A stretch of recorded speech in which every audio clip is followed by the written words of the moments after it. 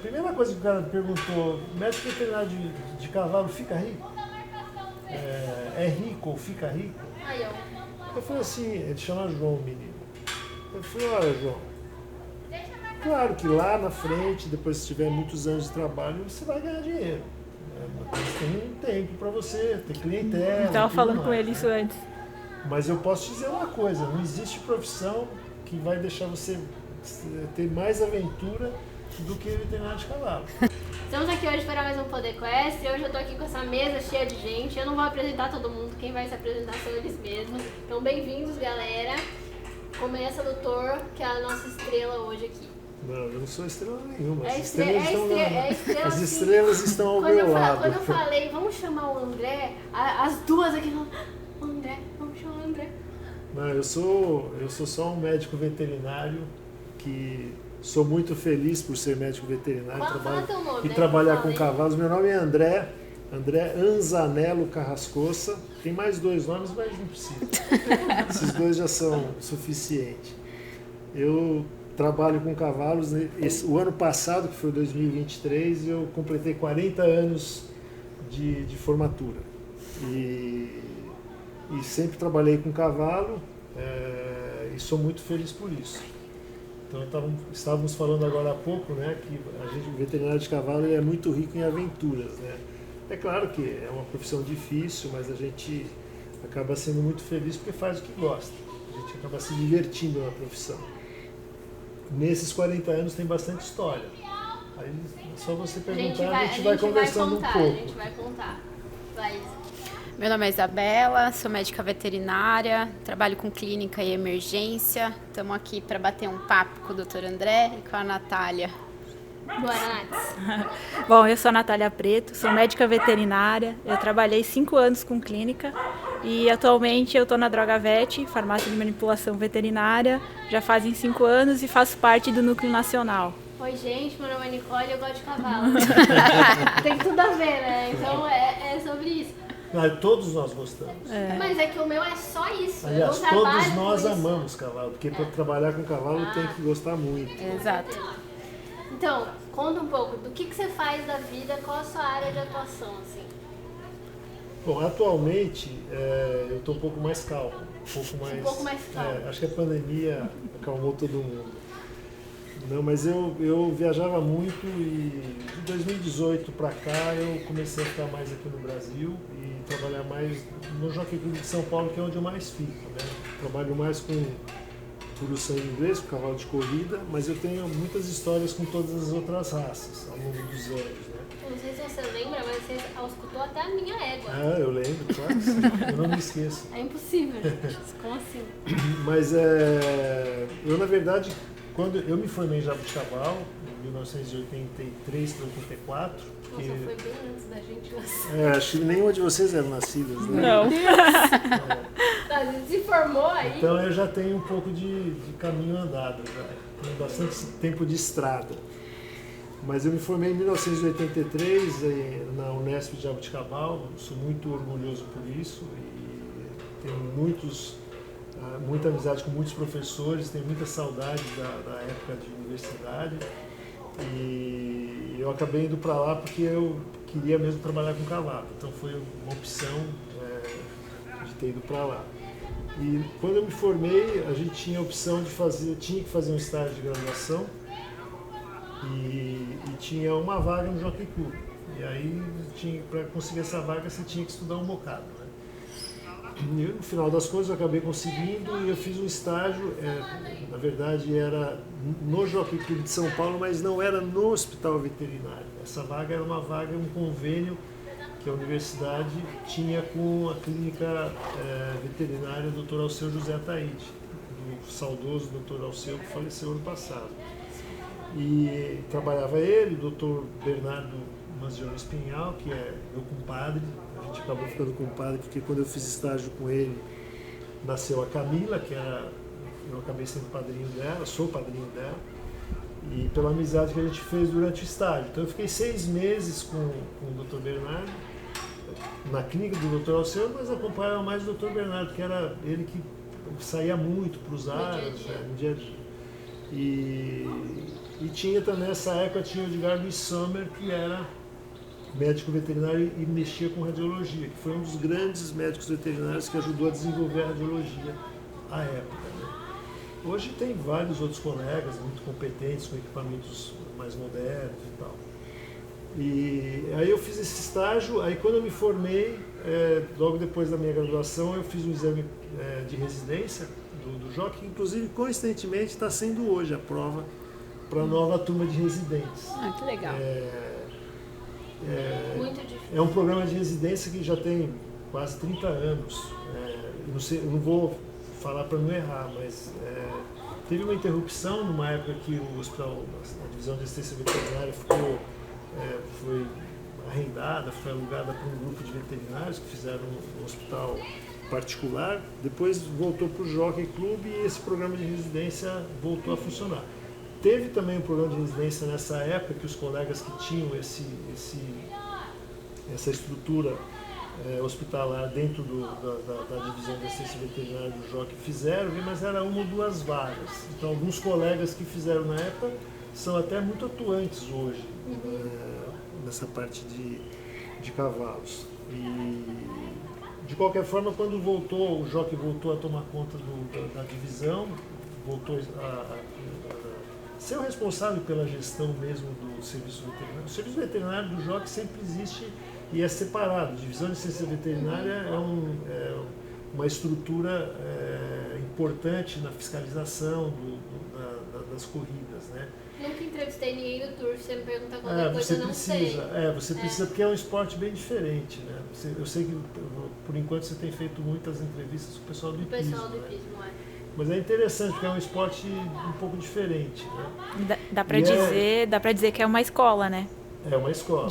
Todo mundo brinca, todo mundo fala que o jockey é o precursor da veterinária, tudo que começou lá dentro. E é verdade Faz mesmo. sentido. Tanto é que, se você vê, a gente está falando desse programa de residência médico-veterinária, e a maior parte dos veterinários que trabalham e que foram formadores de opinião, que ajudaram a desenvolver a profissão para um lado mais científico, um lado mais técnico, todos passaram por lá. A residência do jockey, até vou aproveitar, não é propaganda, mas assim, pode fazer. Para quem tem interesse ou quem tem vontade em sendo médico veterinário, trabalhar com cavalo, é um caminho bem interessante. Independente de toda a circunstância momentânea que o Jockey Club está passando, mas é muito sério o programa, é um programa de 1 ano e ele é aberto para médicos veterinários que tenham se formado há até 1 ano. Se a pessoa tiver 2, 3 anos de formada, não é elegível para participar da seleção. Hoje, coincidentemente, está sendo a prova. E eu não sei exatamente quantos candidatos tinham, tudo, mas são 4 vagas. E esses 4 profissionais, que são homens, meninos e meninas, né? Falo isso porque já eu vou contar o porquê que eu digo meninos e meninas. Porque depois a profissão que transforma em homens e mulheres. Vai saber se exatamente, porque tinha muito preconceito. Há 30 anos atrás não existia vaga para médica veterinária no Jockey Club de São Paulo. É sério? Existia médicas veterinárias que trabalhavam para o Jockey Club como veterinárias contratadas, tudo, mas no programa de residência não tinha lugar. E eu me lembro que quando aí eu acabei sendo médico veterinário residente, eu fiquei 1 ano, normalmente é 1 ano, como eu estava dizendo, né? E nessa época o Jockey Club era bastante complexa a estrutura, tinha quase 3.000 cavalos em treinamento, 2.800 mais ou menos só no hipódromo paulistano, em Cidade Jardim, no hipódromo mesmo. Tinha quase 500 cavalos na Chácara do Ferreira, que agora virou um parque, tudo, e da prefeitura, mas tem aí uma questão judicial, talvez a prefeitura devolva para o jockey, enfim, foi desapropriado. A gente sabe como funciona. E o jockey ainda tem, a gente atende ainda, tem cavalos sendo treinados no Centro de Treinamento de Campinas, que é praticamente um hipódromo que o Jockey Club tem em Campinas. Lá já teve corridas, chamava Hipódromo Boa Vista, me parece, porque os cavalos vinham correr em São Paulo. Não imagina, tinha acho que talvez 3 1.800, quase 4.000 cavalos em treinamento. Como, gente? Então, Esse número é meio fora da... é meio, realidade. parece que irreal, né? Isso há 30, 40 anos atrás era assim. Hoje É isso que não eu tem perguntar. mais, Campinas tem, mas tem bem menos cavalos. A Chácara do Ferreira não tem mais cavalos, o Jockey Clube de São Vicente não funciona. Então diminuiu muito o contingente, né? Mas, Hoje a assim, gente tem talvez 1/3, 1/4 desse volume que tinha.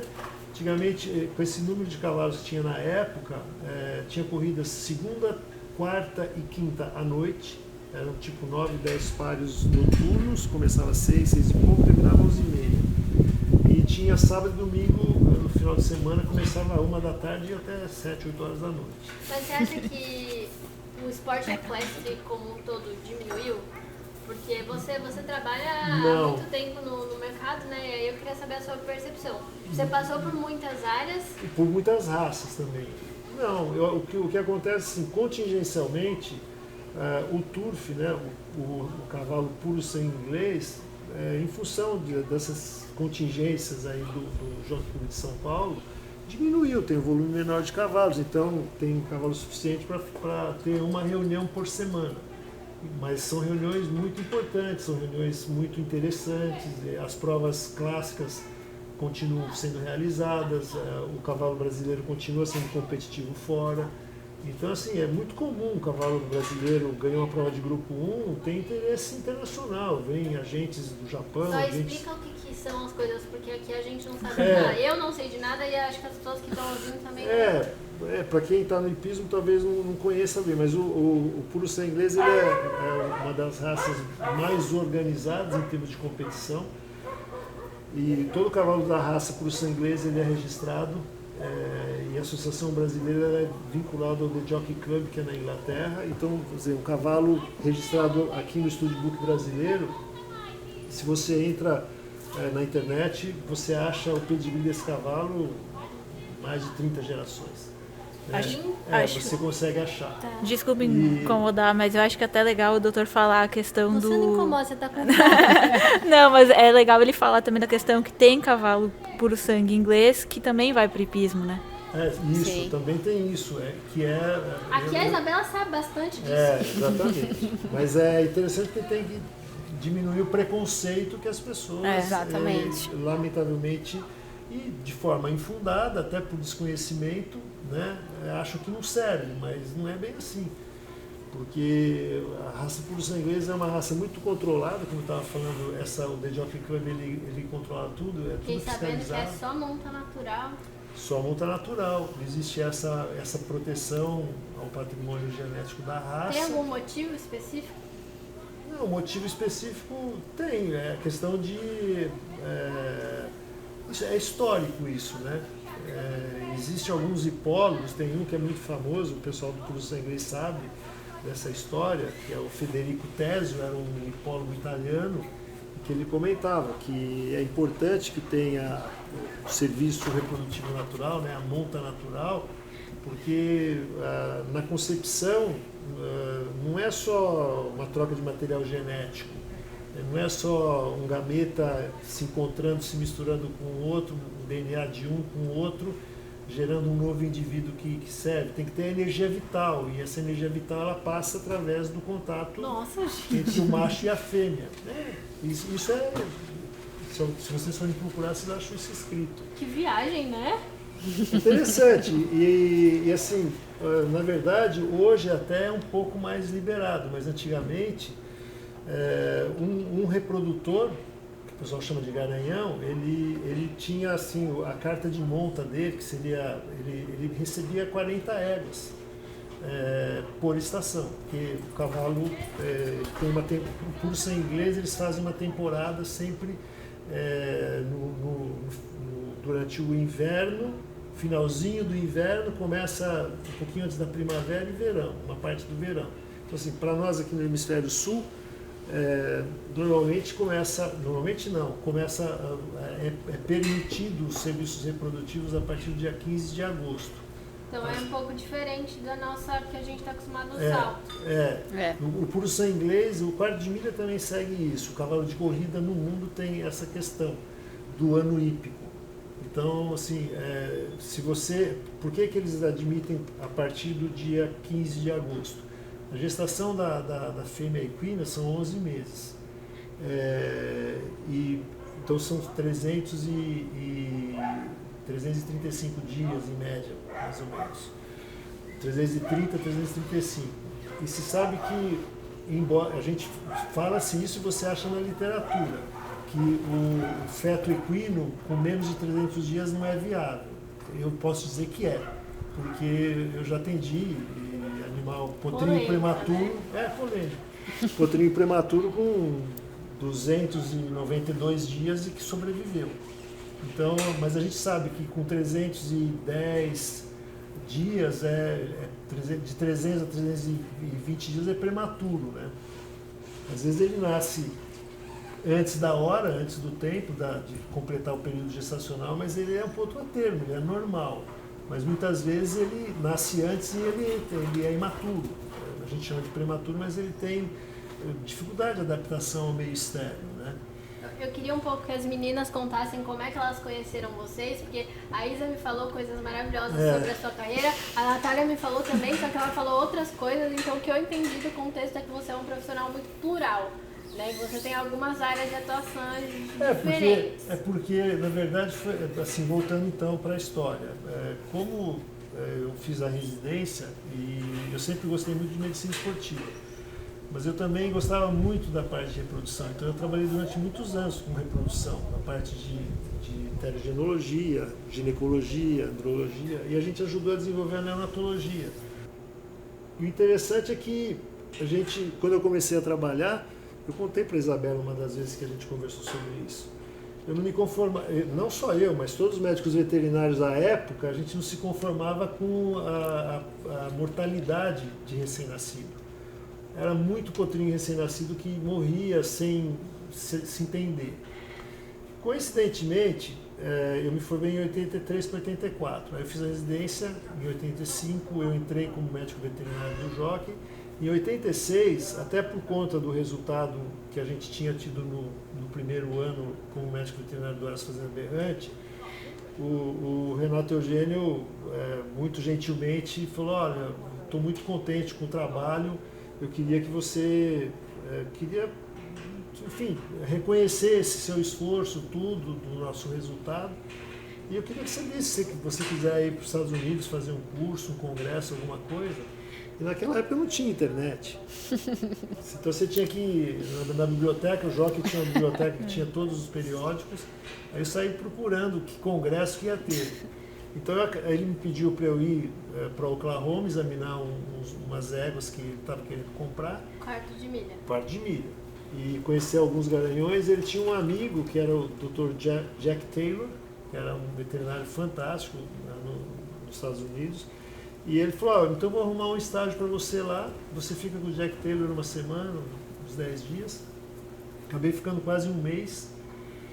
E aí depois de lá, enfim, fiquei com ele, depois ele ia viajar, arrumou um estágio para mim no hospital em Edmond, que era em Oklahoma também. Hospital muito legal, e durante esse período que eu estive lá, eu acabei tendo, vamos dizer, felicidade, porque eu acabei conhecendo num momento difícil, mas eu acabei assistindo, não participei, porque eu era visitante ali. Espectador ali. Fui espectador de uma cirurgia de cólica do Impressive, que é um cavalo base do quarto de milha, né? E acompanhei o pós-operatório dele. Depois de lá eu acabei fazendo um simpósio de medicina esportiva na Califórnia, e de lá eu fui para o Canadá, que tinha um evento de reprodução equina, que era o Simpósio Internacional de Reprodução Equina. Isso foi em 1986. E aí, nesse evento, foi fundada uma sociedade, chamava Sociedade Internacional de Perinatologia Veterinária. O que é isso? Que é tudo todos os problemas relacionados ao momento perinatal, em volta do parto. Tudo que acontece com a égua e com o potrinho recém-nascido em torno do parto. E aí eles fundaram esse grupo, E eu fiquei alucinado, né? E eles apresentaram muitos resultados mostrando prevalência de infecção, a maior parte das infecções era por origem umbilical, então assim, era importante você cuidar do coto umbilical no potinho recém-nascido para evitar infecção. E aí eu comecei a ficar envolvido com isso. Quando eu voltei de lá, a gente encontrou vários colegas, que muitos deles, inclusive, são colegas de referência na área. O Zezé e o Pacola, que estão aqui perto. Que eu vou gravar com eles também, O próprio Dr. Ricardo Suma, o Jorge Tavelis, que foi colega de residência comigo, ele é aqui de Sorocaba, atende muitos anos de curso em inglês, sempre trabalhou muito com o Potrinho. Aí outros que depois vieram, ainda nem eram veterinários formados, como o Luiz Alberto Marinho, que depois também foi chefe do posto de fomento. E na época a gente foi falando com o Dr. Rainer no posto de fomento do Jockey e a gente montou um grupo que inclusive a primeira reunião foi num hotel aqui em Itu. O Zezé que arrumou o lugar lá, a gente fez uma reunião e a gente fez um grupo e a gente começou a se reunir. Aí esse grupo se reunia às sextas-feiras. Quem tava nesse grupo? Peraí, já vamos anotar os nomes das pessoas? Quem que tava? Tem vários, depois eu te dou a relação. Tem até a ata dessas reuniões. Mas aí a gente começou a se reunir no Jockey Club de São Paulo, no auditório lá, às sextas-feiras à tarde. Espalhou pelo Brasil inteiro isso. Aí vinha alguns veterinários do Rio de Janeiro, saíam das clínicas lá, o pessoal de Papucaia, o Flávio, o Lineu, que eram colegas que trabalhavam com uma galarga machador de Campolino no Rio de Janeiro, eles saíam, passavam na Rural do Rio, pegavam alguns estudantes que queriam mexer com o cavalo, vinham para cá, saíam de manhã, chegava aqui 3, 4 horas da tarde, a reunião começava às 5 horas e ia até meia-noite, 1 hora. E teve um dia, inclusive, que não cabia, tanta gente veio, que a gente teve que ligar para o professor Wilson Fernandes, que é amicíssimo nosso também, para arrumar um lugar na USP, porque a gente não tinha onde... Não tinha onde colocar todo mundo. Então, assim, isso tudo, essas reuniões foram acontecendo, a gente apresentava, todos os colegas, um dia era um, outro dia era o outro, apresentava um tema, discussão, caso clínico, para a gente ir melhorando e diminuindo a mortalidade em recém-nascido. Então, assim, eu gostava muito dessa parte. Aí a gente a gente fundou o NUPEC, que ninguém, os mais jovens, nunca ouviram falar, né? Então, porque eu já gravei um episódio sobre neonato com uma pessoa que a Nath até conhece, eu não sei se você conhece o Alexandre Barbosa, da Neocare. Nova geração. Nova acho que ele nem sabe quem sou eu. Sabe sim. Eu e outros veterinários que ajudaram a desenvolver a neonatologia. Tá aí a questão, eu vou pedir para as meninas falarem como elas conheceram você, porque na verdade, eu até falei, eu vou dar um Google aqui nessa pessoa, né, porque a gente já tá... Enfim, né, nessa fase da internet, celular e tal. Falei, agora tá tudo deixa eu dar um Google pra ver o que eu acho dele. Gente, eu achei tantos assuntos, mas daí ninguém me explicava De quem mim você era não vai você. achar nada. É isso. Pois é. Mas aí eu fui lá e De mim perguntei. você não vai achar nada. Tá tudo aqui, né, tem doutor? algumas coisas de você, né? Se você joga no Google, tem, porque eu procurei antes de vir, porque eu gosto de estar informada. Agora, aí eu fui falar com o Ale, que inclusive a Nath conhece, e o Ale, ele é o meu Maria Fifi do podcast. Eu pergunto pra ele, quem é tal profissional? Aí ele me puxa a capivara. Aí ele falou, esse cara é muito fera. Esse cara é muito bom. Fala com ele. Eu falei, mas o que eu falo com ele? Qualquer coisa que você falar com ele vai dar certo. E a Isabela falou a mesma coisa e a Natália falou a mesma coisa. Então eu queria que vocês, meninas, falassem como é que vocês conheceram, entraram em contato com esse profissional aqui. Na verdade eu conheci o Dr. André aqui na Hípica, né? Fazem uns 3 anos já? Acho que por aí. Uns 3 anos. Um pouquinho antes da pandemia, né? Pouco antes da pandemia. O Dr. André trouxe 3 cavalos para o sangue inglês pra gente aqui, né? Para iniciar esses cavalos no hipismo, no esporte. E tive o prazer de conhecer uma pessoa maravilhosa, que a gente só ouve falar bem, né? E muitas trocas nesses 3 anos. Hoje eu diria Eu sei. Hoje eu diria que o André é uma das pessoas que eu admiro demais. Qualquer dificuldade, problema que a gente tem dentro da profissão, da rotina. É uma pessoa que eu posso pegar o telefone 3 horas da manhã, ligar para ele, e ele vai estar disposto a me ajudar e a gente conversar e trocar ideias.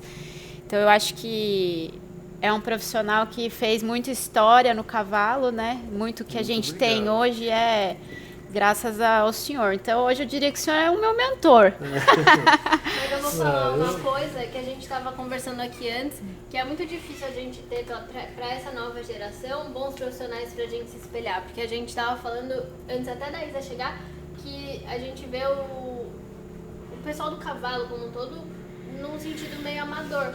Porque a gente não vê essa pessoa se especializando e buscando e buscando e buscando. Então, assim, eu acho muito legal que vocês dois trabalham, tipo, meio juntos. A Isa, eu já sei que ela te pede várias coisas, eu tô sempre na cola tentando aprender. Então, eu acho muito importante disseminar esse conhecimento para as pessoas que querem escutar e saber, tipo, onde achar, onde que eu vou. Esse monte de coisa do jockey que você falou, eu não fazia ideia. Tipo, gente, como assim? É um mundo à parte, né? É um mundo à parte. Quem não, é igual, por exemplo, o hipismo. Se a pessoa gosta de cavalo, mas não está envolvido com o hipismo, você está ligada com uma outra raça, o pessoal do manga larga não sabe muito do universo do hipismo. Também não sabe muito do universo do cavalo de corrida. Do quarto de milha é idem. O quarto de milha, por exemplo, são várias modalidades, né? Então diz é difícil. Meu pai que é o cavalo mais versátil que existe. Acho que é o pior desgosto da vida dele é ter um cavalo de salto. Mas o que acontece, Nicole, é que, como a gente estava falando, né? Como eu estou há 40 anos trabalhando com isso, quando eu comecei, não tinha metade dos recursos tecnológicos que tem hoje. Então, por isso você perguntava para mim, você não tem Facebook, Instagram? Não tenho. Não tenho tempo para cuidar disso. Eu sei que é errado. Eu acredito que a experiência que cada um de nós tem na vida tem que ser compartilhada. Então, o fato de repente a pessoa não estar nas mídias sociais não significa muita coisa. Para mim não significou.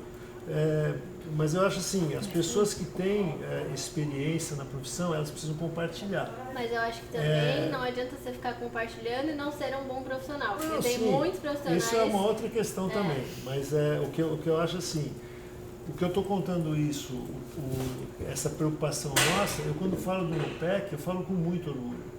Porque foram, sei lá, 4 ou 5 anos da minha vida profissional que a gente se dedicou a isso, a gente parava de trabalhar para poder organizar as coisas. Então, esse NUPEC, só para você ter uma ideia da dimensão das coisas, ele foi um grupo de pessoas que trabalhavam só com cavalo, e foi a partir desse grupo que se criou um esquema de persuasão aos criadores de cavalo de que era importante ter um médico veterinário residente no Aras. Os Aras que eram grandes, que tinham muitas éguas, animais importantes, tudo. E isso hoje mudou um pouco, as coisas mudaram um pouco, mas tem muitos áreas que até hoje tem um médico veterinário residente, que é o responsável, que também mexe com gestão do Aras, da propriedade, mas que mora no lugar. Não é residente, e trabalha. Quase mora. Depois o modelo mudou, tinha veterinário que morava no Aras. Hoje o veterinário mora na cidade, mas está do lado do Aras, ele vai todo dia no Aras, no caso da doutora Isabela. Então, esse modelo surgiu... Gosto bastante. Não tem como não gostar, né? Se não claro, gosta, não fica, né? Não fica. E a gente usava um comentário, assim, uma informação de que se aquele Aras deixasse de perder um potro por ano da geração, independente se produzisse 20, 30, 40, 50 potros, a sobrevivência daquele produto justificava o custo que o Aras teria com o médico veterinário residente para identificar os problemas com precocidade, para diagnosticar os problemas, para tratar, para monitorar. Então o resultado era melhor, seja em termos de saúde do plantel como um todo e de fertilidade, porque o profissional estava lá todo dia, examinava as éguas, fazia controle e tudo. Hoje o modelo mudou.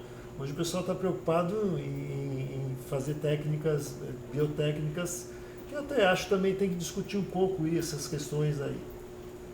Por exemplo, no puro sangue inglês, que a gente estava falando, mas eu não terminei de comentar, é proibido inseminação artificial. Com sêmen in natura, com sêmen congelado, é totalmente proibido. Então, assim, existe um controle rigoroso. Por exemplo, a Associação Brasileira dos Criadores e Proprietários de Cavalo de Corrida tem um sistema de controle de fiscalização que tem que filmar a cobertura. Tem que tirar a fotografia do reprodutor, da reprodutora, tem que mostrar que aquela reprodutora está a data, né? naquele aras, aí tem controle da placa do caminhão que levou aquela égua naquele aras. É um esquema stalker.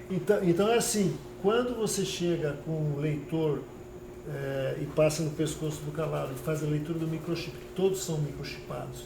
Você faz a leitura do microchip, esse cavalo vai ter no passaporte dele o número, assim, ganhou uma prova de grupo 1 aqui, foi vendido para os Estados Unidos, lá eles passam e aquele animal, aí tem o nome do animal BRZ, onde aparece BRZ é Brasil, então sabe que esse cavalo nasceu aqui, ele é brasileiro, de origem. Já dá para puxar a capivara completa do bicho. Então esses cavalos que de um cliente nosso, que a gente encaminhou para cá para fazer a iniciação de hipismo, tudo, que foram muito bem conduzidos pelo Dr. Gustavo, pelo Dr. Isabel e a equipe aqui da Hípica Centauros, foi na tentativa de mostrar que o cavalo por sangue inglês, ele tem valor, ele tem a habilidade, ele tem talento para outros esportes também. Então não é que corria até 5 anos, depois não tinha o que fazer. As fêmeas vão para a reprodução e os machos ficavam perdidos por aí. Tem linhas muito fortes, né? Com certeza, tem aqui cavalos olímpicos que são para o sangue inglês. Na Inglaterra, por exemplo, se usa muito. Então, o que é interessante nisso tudo é que se você tem, por exemplo, e o puro sangue inglês, ele ajudou a balizar o crescimento de muitas raças. Por exemplo, uma das coisas que a gente tem que fazer jus com relação à parte de desenvolvimento em reprodução, em telegenologia, em ginecologia, equina, tudo, e em reprodução e eficiência reprodutiva, o puro sangue inglês não teve uma contribuição tão forte quanto as outras raças, como o quarto de milha, como o próprio puro sangue árabe, o puro sangue lusitano, o manga larga paulista, o manga larga machador. Por quê? Porque essas raças permitida a inseminação artificial. Então a inseminação artificial ela foi o início dessas biotécnicas. Aí depois começou a transferência de embrião e agora tem ICSI e outras siglas mais. Antes de eu perguntar qual é a sua opinião sobre isso, eu vou deixar a Nath falar qual foi o contato dela com você. Aí depois a gente fala de por que a Nath está aqui e qual é o caminho. Bom, eu conheci o Dr. André lá no Jockey, eu era residente na Equine Center e eu sempre via ele passar para lá e para cá atendendo cavalos, todo sério, quase nunca conversava, assim, só vinha pedir um serviço, a gente ia lá, prestava o serviço e era isso. E aí foi passando o tempo, eu comecei a conversar e eu falei, esse cara sabe, é aqui que eu vou ter que perguntar, é aqui que eu vou ter que ficar. E a gente foi criando uma relação, então sempre foi uma troca. Quando eu entrei na Drogavet, ele começou a me ligar para falar sobre medicamento, sobre remédio.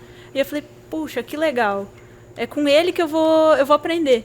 E foi realmente isso que aconteceu, assim. Depois que eu entrei na Drogavet, eu mudei muito meus conceitos, eu aprendi muito, e principalmente com ele, trabalhando a campo. Porque ele sempre foi muito completo no campo, ele sempre trazia informação, e eu conseguia associar a informação que ele trazia para mim, para entregar o produto para o cliente, né? Então, e sempre com um conhecimento novo, um questionamento diferente, alguma coisa que viesse de fora do país, que não tem aqui, que não tem em linhas comerciais. Eu preciso fazer isso para tal cavalo, eu não sei como fazer. E aí eu acabava voltando a usar a minha clínica, que eu fazia tempos atrás, para tentar associar o conhecimento da clínica com o conhecimento do medicamento e poder entregar o produto. Então, assim, hoje eu tenho certeza que, assim, se o Dr. André ele não está nas redes sociais, mas o trabalho que ele faz com as pessoas com quem ele conversa, com quem ele se conecta, é fundamental para continuar esse ensinamento, né? Porque, assim, não é porque ele não está na rede social que ele não está se atualizando. Eu acho que vai ter um monte de gente fazendo como eu, jogando seu nome no Google depois de ouvir isso. Não vão encontrar muita coisa. Mas daí, como é que eles vão fazer para aprender com você, meu Deus do céu? Não, é até engraçado, porque eu brinco, porque esses eventos, que na verdade também o que acabaram me levando muito a procurar colegas como a doutora Natália, e outros que também trabalham com essa parte de terapêutica com medicamentos manipulados, que no mundo inteiro existe tudo, vem das dificuldades que a gente encontrava em 1987, 88, 90 e pouco, que começando a trabalhar com recém-nascido, porque você tinha, por exemplo, necessidade de tratar com certas drogas que não tinha no mercado. Por exemplo, infecção por Rhodococcus equi, que a gente, hoje em dia, a gente trata, antigamente a gente até demorava para diagnosticar. Hoje em dia, todos os médicos veterinários que trabalham com cavalos têm competência imediata para tratar, identificar, diagnosticar e tratar um potrinho com infecção por Rhodococcus, por exemplo. Mas um dos medicamentos que a gente mais usa é a rifampicina.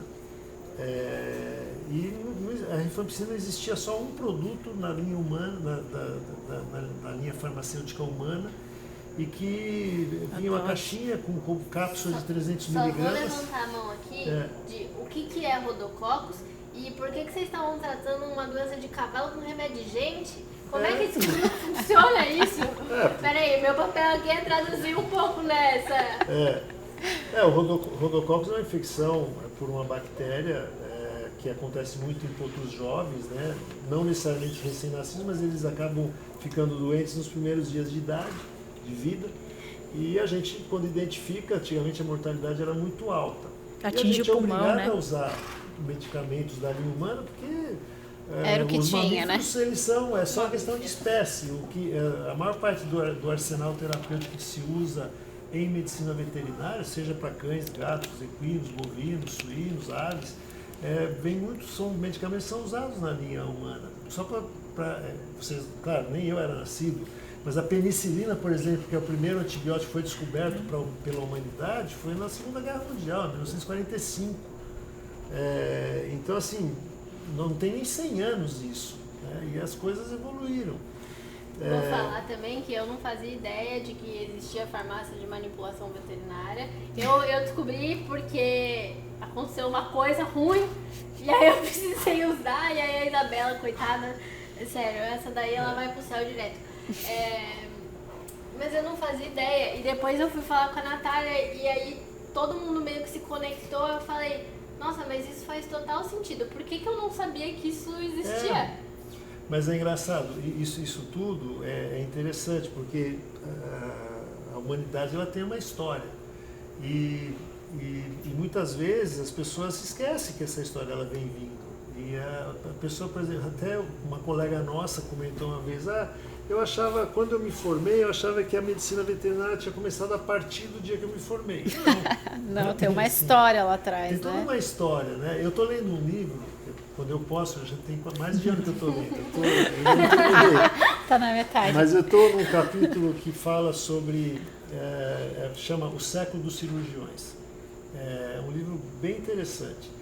E tem um capítulo que está falando sobre a parte de cesariana, como começaram a fazer cesarianas, né? E tem um parágrafo que o autor estava comentando que a gravidez em 1800 e pouco era quase que uma sentença de morte para a mulher, porque muitas mulheres iam ter distocia, iam ter um parto complicado, não iam conseguir ter um parto normal e iam ter que fazer a cesariana, que na época abriam o abdômen, tiravam o bebê, fechavam a pele e pronto, o útero ficava aberto. E a maior parte dessas mulheres iriam morrer 2, 3 dias depois por causa de infecção abdominal. Como assim? Mas você fala, mas é ridículo isso. Nisso. Mas o cirurgião, os primeiros cirurgiões eram barbeiros, era o pessoal que trabalhava, e açougueiro.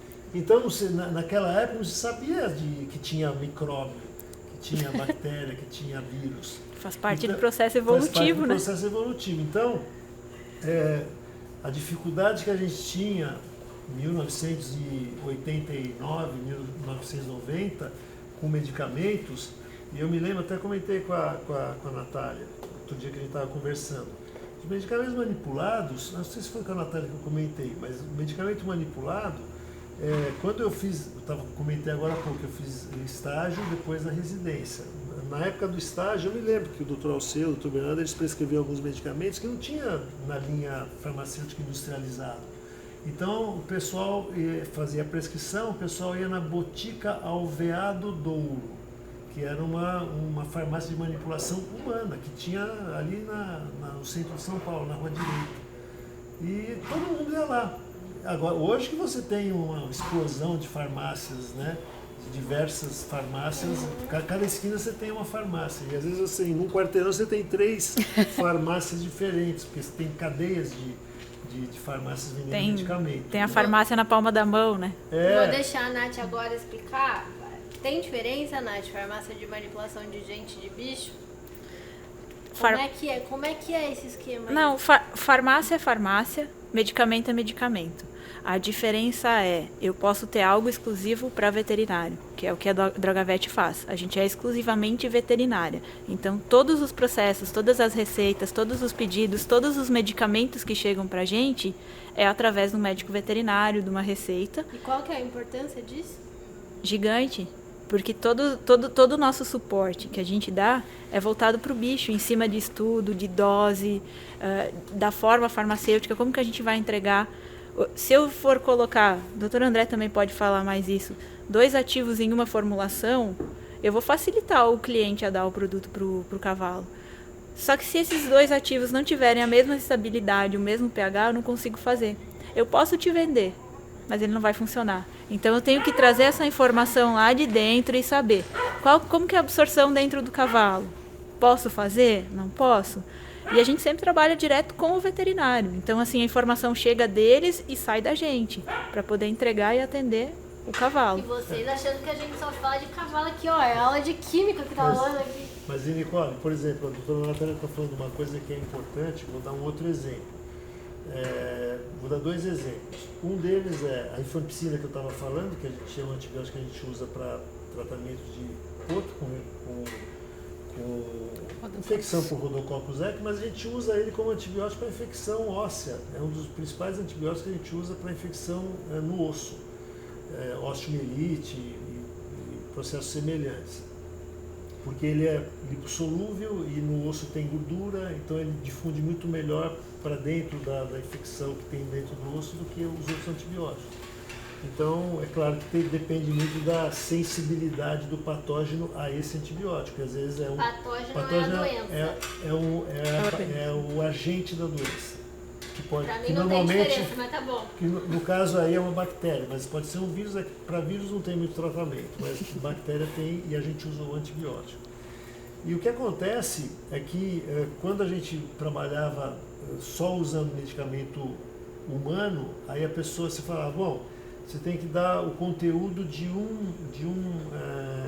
2 cápsulas de rifampicina com um potrinho que tinha 3, 4 dias de idade. Só que o antibiótico ele vinha numa cápsula. Uma Será dose que vai específica. ter algum efeito se eu tirar o produto de dentro da cápsula e dar para esse potro? Porque vai passar pelo estômago, o pH é ácido. Será que não vai inativar? Então a gente tinha dúvida com isso. Então, hoje você tem o problema da dose também. Às vezes você quer dar 400 miligramas, só que você tem...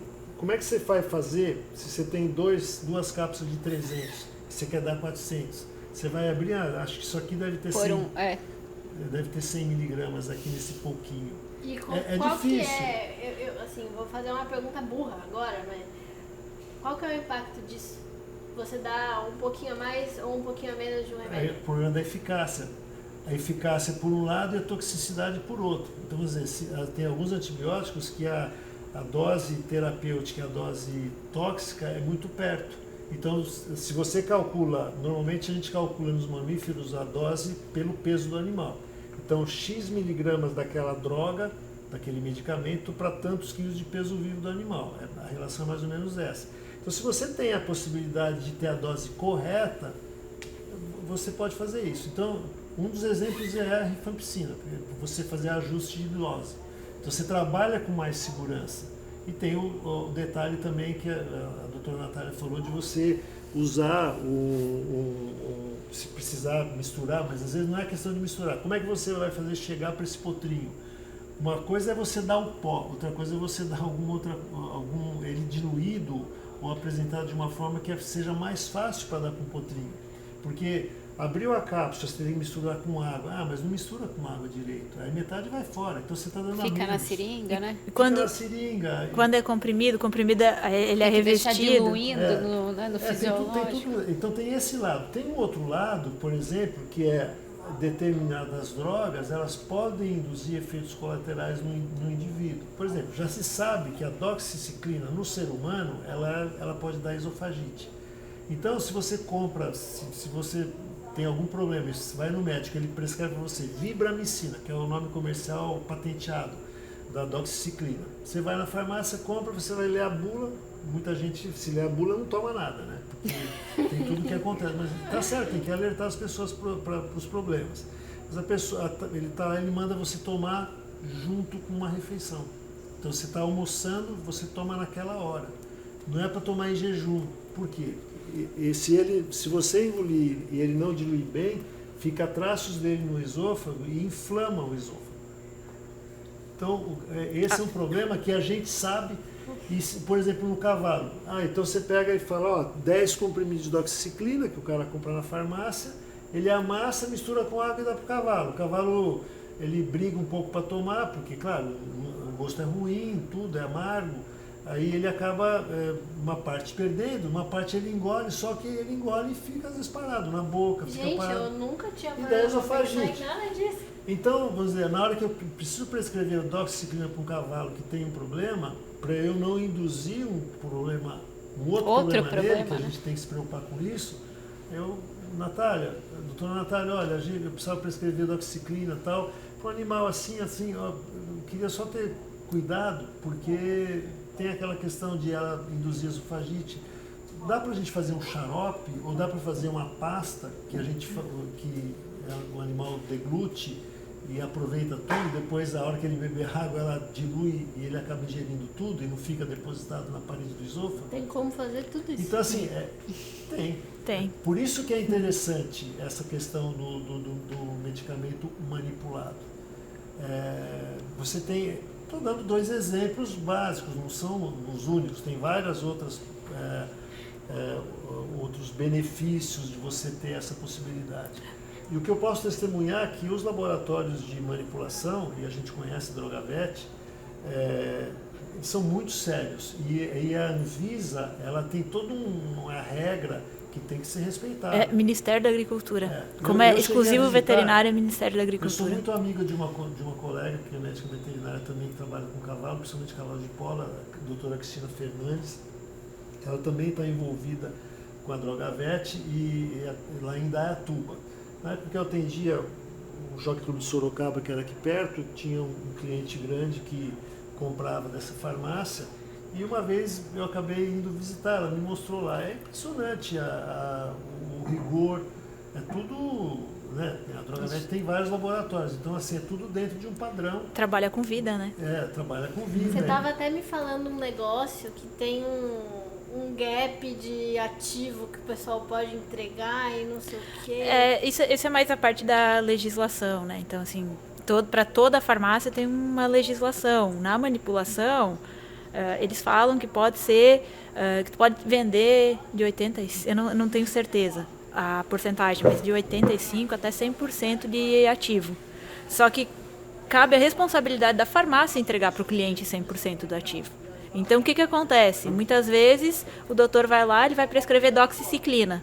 Eu vou no fornecedor, eu compro o ativo, eu tenho que entregar para ele a dose que ele pediu para o cavalo, senão vai dar problema no tratamento, não vai ser eficaz. A legislação hoje, ela permite, então, ter É obrigação da farmácia entregar 100%. É obrigação.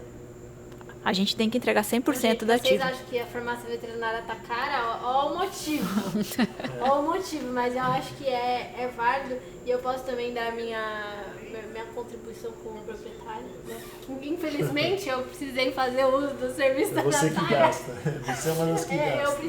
Eu precisei, mas a questão foi, a primeira coisa que eu falei, nossa, mas isso é muito caro. Mas a doutora Isabela está aqui de prova de que deu tudo certo e ficou tudo bem. Lógico, porque eu tô aqui, né, agindo com pessoas que estão em prol do bem-estar, né, dos cavalos. E eu achei essa informação muito legal, porque, tipo... É que não muitas vezes não chega no cliente final, porque é nossa obrigação, é a obrigação de toda a farmácia entregar. Qualquer empresa, qualquer veterinário, qualquer pessoa que está prestando serviço, ela tem que entregar. Igual a gasolina, você abastece num posto, não rendeu o meu carro, por que será?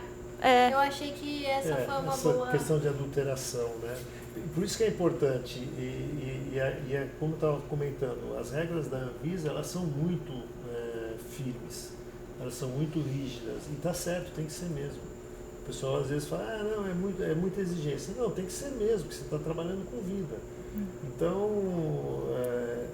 é importante isso, e hoje eu posso dizer para vocês que, da mesma forma que várias especialidades se desenvolveram ao longo desses, vamos dizer, 40 anos, que é o tempo que eu estou envolvido com a profissão. Por exemplo, vou falar de uma outra especialidade. A gente falou de reprodução, que as raças que mais colaboraram para o desenvolvimento dessa parte de fertilidade foram o quarto de milha, por sangue árabe, manga larga, paulista, manga marchador, por sangue lusitano,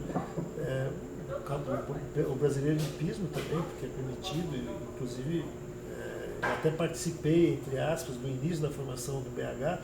Eu era estudante em Jaboticabal e eu fui fazer um estágio com o Dr. Perdigão, Raul Perdigão Álvares de Oliveira, que era uma sumidade, ele foi uma referência para muitas gerações de médicos veterinários. Ele ensinava a parte de ginecologia. E ele era responsável... De você falar ginecologia e cavalo na mesma frase, hoje eu nunca imaginei. Mas são as especialidades. Eu nunca imaginei. E o Dr. Perdigão, ele foi um médico veterinário importantíssimo para muitas gerações, e ele era responsável pelo posto de equidicultura de Colina, que foi lá que foi desenvolvido o BH. Então eles tinham reprodutores hanoveranos, tinham reprodutores por sangue inglês. Faz cavalos para o pessoal da Polícia Militar. Eles tinham cavalos da raça Trakehner. Eram 4, 5 raças, então eles pegavam a F1, né, a geração que é por exemplo, de um hanoverano, eles colocavam um reprodutor Trakehner para dar velocidade. O hanoverano era para dar altura, o outro era para dar velocidade. Depois põe por sangue inglês também para dar mais velocidade e dar um pouco mais de conforto. Enfim, foi uma raça que foi desenvolvida de uma forma maravilhosa. Até eu me lembro de ter conhecido o Dr. Souza Leão, que ele era um zootecnista. Acho que ele não tem parentesco com o pessoal que é do hipismo agora, ou talvez tenha um parentesco longe. Mas ele era um zootecnista e geneticista. Ele trabalhava também no posto de equidicultura. Então, assim, os cruzamentos, a parte de formação da raça, ele que desenvolveu. E foi muito interessante isso, porque o Dr. Perdigão, ele fazia diagnóstico de gestação sem ultrassom, da palpação, conhecendo a fisiologia da égua. Eu aprendi a trabalhar assim também. Com 17 dias a gente falava, tá prenho, não tá prenho. Depois ficou fácil com o ultrassom. Hoje os colegas usam ultrassonografia para estimar o tempo de ovulação. Essa égua vai ovular daqui 2 horas, vamos dizer, né? Então eu estou comentando isso, não fica nervosa. Não, eu fiquei nervosa. Agora eu fiquei nervosa. Porque a Isa, ela sempre me leva pra passear nos áreas. É minha estagiária. Eu sou estagiária não oficial, eu não faço nada, tá? Eu só assisto. Pra quem tá ouvindo aí, você é cliente da Isabel. Segura material. Você é seguro, eu tiro foto, eu faço assim, essas coisas assim. Ligo a música do carro, mas como assim? Sem ultrassom? Sem ultrassom, porque se você conhece a fisiologia e o desenvolvimento do conceito, né, do embriãozinho equino, você consegue... Mas com 17 dias ele já é grande o suficiente pra gente saber? A gente vê a alteração na morfologia do útero. Você faz a palpação... Vocês são bruxos, não é possível. Não é, conhecer a fisiologia, a anatomia e a fisiologia. O exame ginecológico da égua, da fêmea equina, você faz, enfim, você tem que fazer uma limpeza no reto, tirar restos de fezes, e aí você, com muito cuidado, com a mão e o braço protegidos no lubrificado, você faz a identificação. Você palpa o ovário, aí depois você desce, palpa o útero, a égua tem 2 cornos uterinos, aí você palpa o outro ovário e depois você palpa o colo do útero, a cervix, a gente chama. Então, assim, você conhecendo a anatomia e a fisiologia, você sabe que aquela égua, ela foi servida pelo reprodutor 15 dias antes. Com 15 dias não dá. Porque nessa fase, o embriãozinho do equino, ele lida com 16 dias. Então, até 16 dias, ele está passeando no útero. Ele fica flutuando. Ele está se nutrindo e está mostrando para a égua, ó, eu estou aqui. Ele está meio que mandando mensagens para o endométrio de que ele está ali. Aí ela reconhece como sendo dela. O endométrio, não, isso aqui é meu. E aí a hora que ele escolhe o lugar para nidar, que tem um lugarzinho certo, tem lugares básicos que ele vai nidar, que ele vai se fixar e começar a fazer a placentação, que a gente chama, é com 17 dias. E aí, nessa fase, se for, por exemplo, uma potranca de primeira gestação, não é difícil identificar. Você palpa um ovário, aí você vai palpar o corno uterino, ele está bem firme, com tônus, que você sabe que ela está com progesterona. E aí, se você está passando a mão no corno uterino e tem um abaulamento ventral ali, é sinal que tem um onde ele tá. Tem uma gestação. Claro que numa égua que já pariu 3, 4, 5 vezes, o útero é maior, mas para uma pessoa que tem experiência, que nem o Dr. Pedro, por exemplo, ele fazia diagnóstico em égua que já tinha parido 10 vezes em 17 dias. Só que não dava para ver, sentir o coraçãozinho do potrinho bater, que com 22 dias dá. Com 22 dá, né? 22 Não, é dá para você ver no Gente, se ultrassom. vocês fizerem piada de veterinário, eu não vou entender. E hoje, por exemplo, muitos colegas médicos veterinários são competentes e têm um grau de acerto fenomenal em termos de sexagem. Então, entre 56 e 65 dias, normalmente, de gestação, você faz um exame ginecológico, um ultrassom transetal, e você fala se é macho ou fêmea. Você já sabe que vai nascer. Antigamente não se sabia isso. Tinha que Então, esperar assim, 11 meses. Né? Então, como eu estou falando, aí no puro sangue inglês já se desenvolveu isso. Uma das primeiras raças a tentar sexar o embrião do equino é o puro sangue inglês. Porque não faz diferença, mas para o criador, ele saber se é macho ou se é fêmea, pode ajudar ele numa decisão se, não, essa eu esperava que fosse uma fêmea. Como não é uma fêmea, eu queria um produto, uma fêmea para dar sequência nessa linhagem, então eu acho que eu vou vender. Então, às vezes, vende porque não era fêmea. Ou se é fêmea, não, eu ia vender, mas não vou vender mais, porque tem uma fêmea aqui. Então, a gente viu, né, que no BH, agora a linha materna está sendo o super assunto, já tem algum tempo. Mas no puro sangue inglês também, mas sempre foi. Na verdade, assim, existe uma tendência no mundo machista, né, de hipervalorizar o macho. Então, assim, se você pega livros e periódicos antigos, por que o pessoal, voltando um pouco na parte filosófica, por que era limitado o número de éguas que um garanhão servia? Que era reserva genética. Não, ele vai ter só 40 filhos por ano. Né? Hoje é aberto, hoje eles admitem até mais, 100, 120, porque você pode, porque hoje você controla a ovulação. Mas o cavalo tem, o garanhão, ele tem um número que você fala aqui dá bom, aqui os espermatozoides não funcionam direito? Não dá, porque um ejaculado de um cavalo tem bilhões de espermatozoides. Então, assim, por que eles faziam reserva genética? Porque naquela época você não tinha esses conhecimentos, não tinha ultrassom, então você não conseguia prever quando ia ovular. Estava se estudando com quantos dias depois que a égua entra no cio vem a ovulação. Hoje a gente já sabe, você controla, você consegue, porque o ciclo é variável, igual a mulher. A mulher, às vezes, tem mulher que tem um ciclo maior ou menor, a égua também é mais curto. E o que acontece? Antigamente, por que eles limitavam em 40? Porque eles achavam-se que se o cavalo servisse 3 éguas num dia, durante uma estação de 4, 5 meses, ele ia ter que cobrir 120 vezes para poder se encaixar, ou seja, ele cobrindo 3 éguas no dia, ele não ia conseguir cobrir mais do que 40 na estação. Né? Coitadinho do bicho. O que acontece é que determinar quem o cavalo ia cobrir ia ser baseado na rufiação. Não sei se você já ouviu falar o que é isso. Não. Então, assim, você tem um reprodutor que ele só vai lá na hora de realmente fazer a cobertura, o serviço reprodutivo. E tinha um rufião. que era um reprodutor, um macho inteiro, que tinha os 2 testículos e que tinha libido, e esse animal ele era ensinado a rufiar. Rufiar é provocar a égua para ver se ela está no cio, se ela manifestava. Então, assim, na maior parte dos aras existia um muro. Então, estou falando isso, é interessante, porque quem gosta de cavalo vai ver como funcionava. Porque o pessoal acha que hoje em dia não existe mais rufiação. Porque o médico veterinário chega, ele faz o exame ginecológico com manual, depois com ultrassom, e ele fala, tá no cio, vai ovular amanhã. Pode cobrir. Já vem, insemina. Antigamente era assim, eu estou falando que historicamente é interessante, quem gosta do cavalo ouvir isso.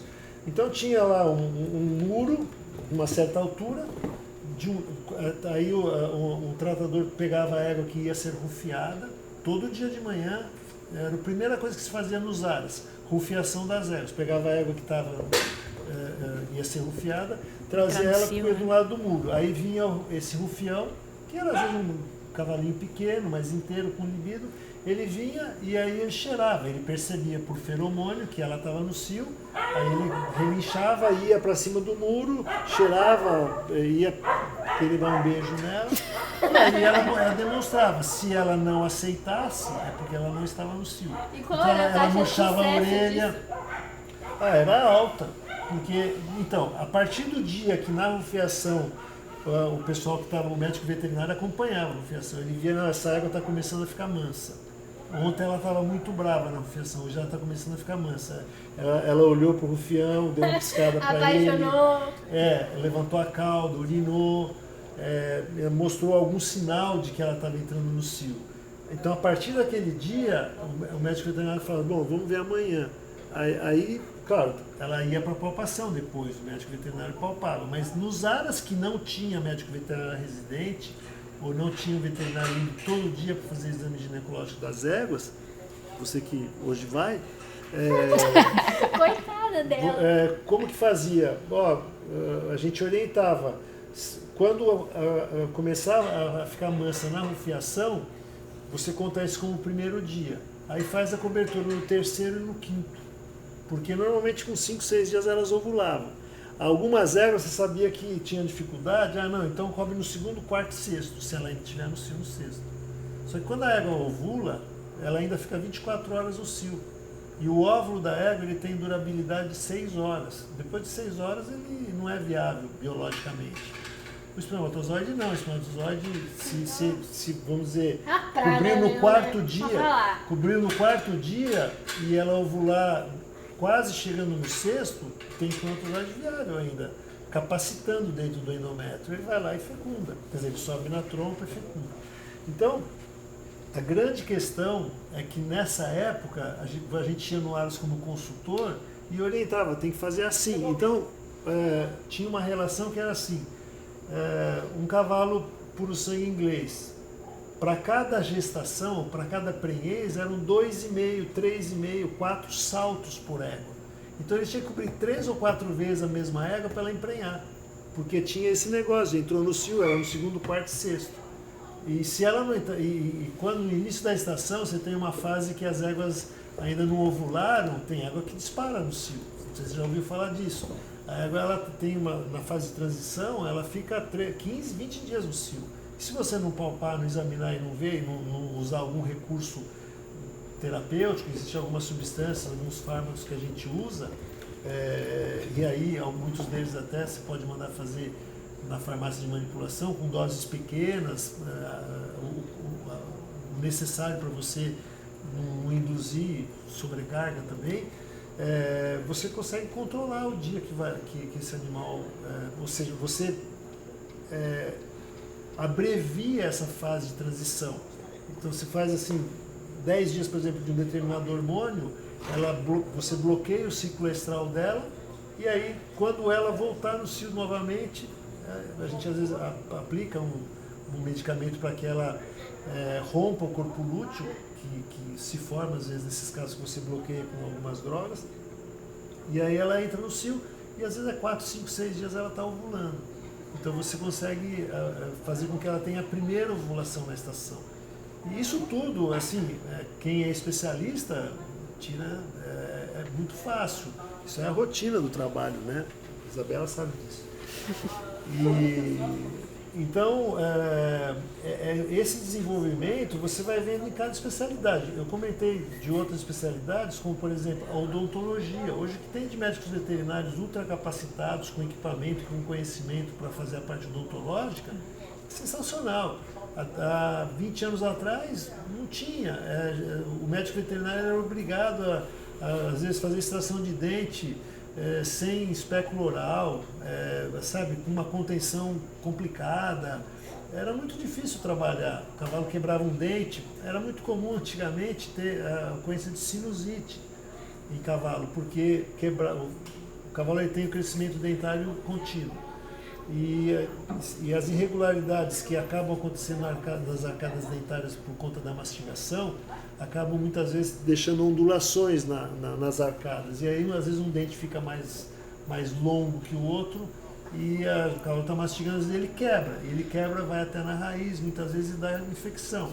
E o alvéolo periodontal do cavalo, em alguns pré-molares, ele faz contato com o assoalho dos seios maxilares e dos seios nasais.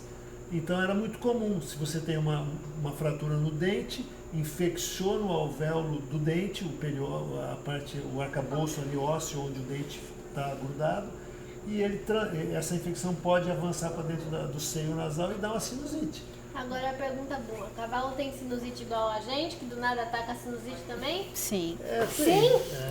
Tem também. Gente, o que tá acontecendo? Mas hoje a sinusite do cavalo, ela é por uma questão de infecção de via aérea respiratória. Antigamente, que eram em animais mais velhos, era porque tinha uma fratura no dente e a infecção passava por via ascendente. Né? Ela subia do dente, do alvéolo periodontal para o seio. Hoje em dia acontece muito pouco. Então o cavalo isso. também tem um dia de indisposição, uma dorzinha chata de cabeça. Dente? Tem também? Tem, o cavalo tem dor de dente também. E fica brigando com vocês, com o ginete na hora. Pensa que ele fica na baia, com pó, Então, boa parte do tempo. Para terminar essa história das especialidades, porque hoje está muito diferente, e a gente fica feliz em ver. Vocês estão me falando que tem um colega que está trabalhando só com neonatologia. Acho maravilhoso isso. Eu sei que tem hospitais também que já tem colegas que estão se dedicando muito a isso. Sensacional, porque precisa realmente ter pessoas com experiência que se dedicam a essa área. Porque o neonato, a medicina neonatal ela é muito diferente da medicina do cavalo adulto. Não é um cavalo pequeno, né? Não é um cavalo pequeno, exatamente. Não é um cavalo em miniatura. É um outro ser. Uma das coisas que ele falou, eu até levei a Isa quando a gente foi gravar esse episódio, porque pra mim era tudo novo. Todas essas coisas que envolvem veterinária, eu puxava assim, vem aqui pra não falar besteira.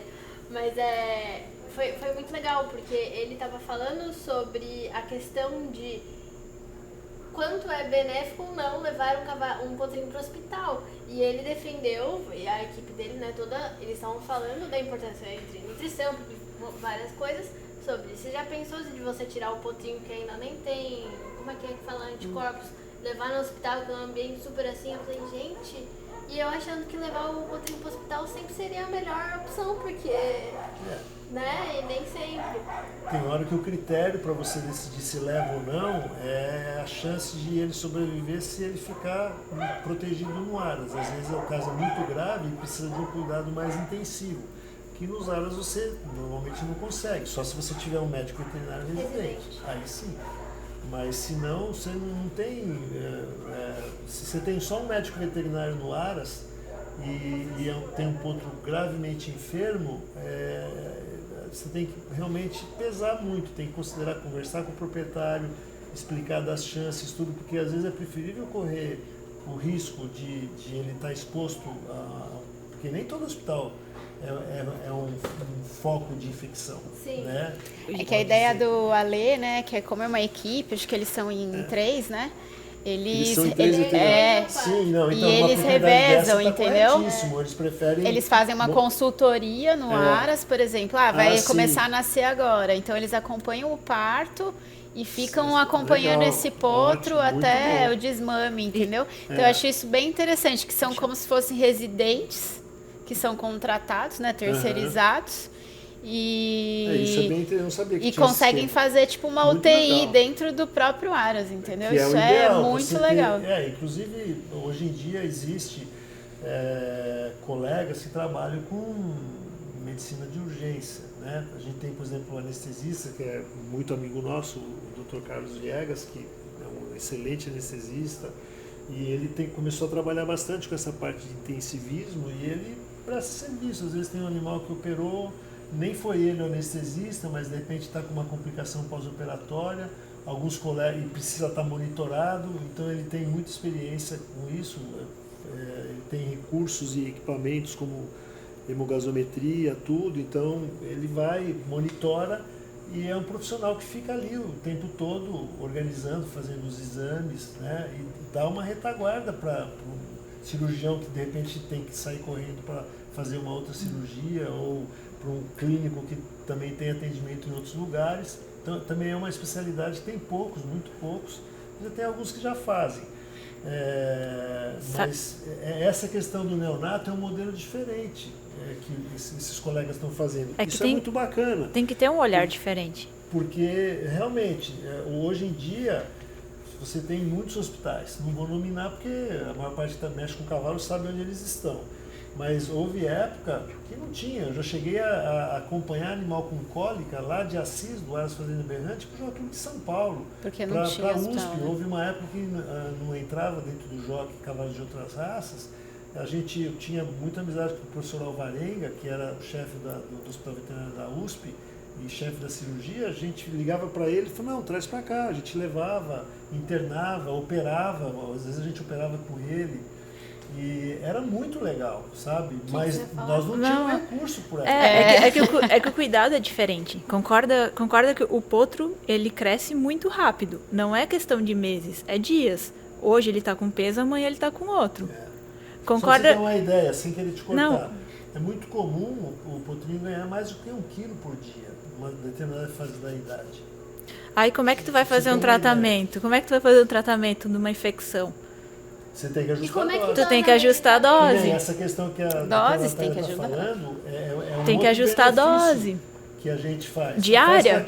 Faz para 10 dias e daqui 10 dias a gente faz uma concentração maior. Ou faz um xarope com uma dose fixa e o veterinário prescreve. Aumenta hoje 10, amanhã 11, depois 13 e vai aumentando exatamente. conforme o peso.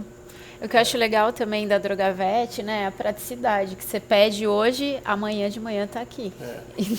É bem rápido, isso é bem importante, né, em caso de emergências, né? Não, de aspirina. Não, e às vezes, muitas vezes era um pesadelo para o pessoal, porque o médico veterinário vai, diagnostica, identifica, prescreve, e aí o pessoal do Aras tem que correr atrás. Aí fala o proprietário, às vezes o encarregado vai atrás. Numa cidade do interior, por exemplo, se você precisa prescrever, estou dando o exemplo da rifampicina, que é um exemplo que muita gente usa. Aí vai na farmácia humana. Tem 2 caixinhas só de produto. Dá para 2 dias. E aí só que vai chegar só na outra semana. Aí tem que sair por aí procurando. Humano é usado para quê esse negócio? É para infecção. Antibiótico também. Por exemplo, vamos dizer que seja um produto da linha médico veterinário, tem vários. De repente você tem várias farmácias também. Às vezes você liga numa farmácia e não tem nenhuma, porque às vezes o princípio ativo daquele medicamento está em falta no mercado e as indústrias que produzem pararam de produzir. E ninguém tem estoque. Como é que você faz? Você tem que correr e para uma farmácia de manipulação, normalmente eles têm. Às vezes também pode acontecer. Esse trâmite para a farmácia de manipulação é mais fácil. A gente consegue importar produtos que não tem no Brasil, de linha comercial, ou qualquer produto que o veterinário precisa, a gente importa.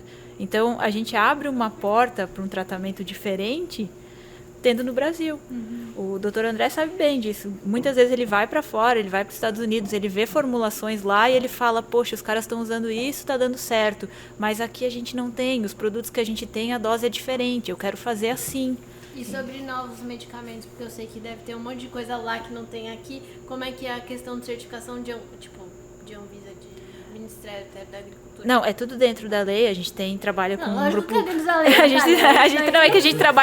É que a gente trabalha com um corpo jurídico, né? E a gente tem uma via de importação. E tudo que vem pode ser vendido, até o Ministério falar não quero. Então, assim, a gente consegue ter essa porta. Só que concorda comigo, se tem lá fora, o pessoal trata lá fora, utiliza lá fora, dá certo, quanto cliente? Posso falar por mim, quanto cliente que compra produto, que traz na mala dos Estados Unidos para o Brasil, para dar para os cavalos aqui? Cuidado com aquele programinha do aeroporto. Você sabe... A gente faz aqui, não precisa ir lá buscar. A gente traz, a gente tem o produto aqui, a gente consegue fazer. Sabe que a doutora Natália sabe, talvez a doutora Isabela também saiba, na raça puro-sangue inglês, um dos grandes centros criatórios dos melhores do mundo é nos Estados Unidos, no estado do Kentucky. Tem uma cidade lá que não é a capital do estado, mas é uma cidade muito importante que chama Lexington. É maravilhoso lugar. Então, assim, a maior contingente é a região, é a área no mundo onde nascem mais pontos puro-sangue inglês por ano. E nessa região, claro, tem muitos hospitais veterinários. E tem 2 hospitais muito importantes que são considerados, um deles é considerado o melhor do mundo, que é o Root and Riddle, e tem o Hyatt, que é concorrente, mas é tudo pertinho um do outro, mas são todos amigos, tudo. Eles têm uma farmácia de manipulação dentro do hospital, para poder atender o hospital. Então, e tem nos Estados Unidos, claro, tem toda uma legislação também. A AAP, que é a Associação Americana dos Veterinários Especialistas em Equinos, que tem muitos médicos veterinários que são membros e vão todo ano nesse congresso, sabem e acompanham. Tem até stand na feira que tem todo ano, e lá, a Root and Riddle Pharmacy, que é uma farmácia de manipulação deles. Então, assim, os médicos veterinários que trabalham para eles são dezenas, eles vão para os áreas de trabalho, prescrevem e o pessoal pode ir lá e comprar. Como pode comprar na outra farmácia também, mas é tudo mais ou menos padronizado, então o preço é o mesmo. Acessibilidade também. Exato. E assim, eles têm a maior parte dos medicamentos que você não encontra na linha humana, que a gente usa para equinos, seja para egos, para reprodutores, para potrinho recém-nascido ou para potrinho de crescimento, tem lá, na dose certa, em formulações certas, que evitam esses problemas que a gente estava comentando.